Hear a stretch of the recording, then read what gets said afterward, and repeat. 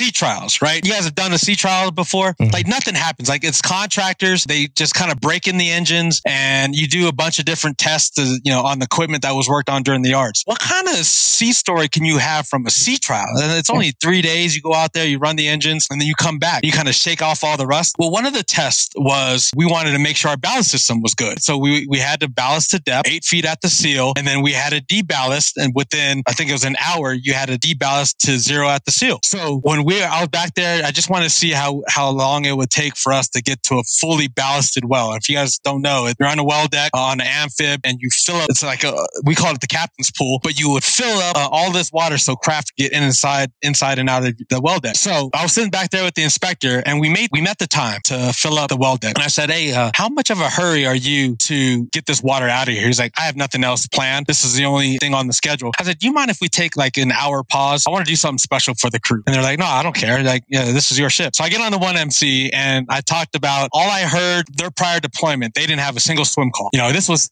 still in the middle of the winter. It was like mid-January, and water was freaking cold. And I said, hey, I don't want anyone to complain that they never had a swim call because I'm going to give you an opportunity right here, right now. I'm going to open up the captain's pool and it's going to be open for an hour. I will be the first one to jump in and you can come join me for the fun if you so desire. Captain out. And then like, they were like, is he serious?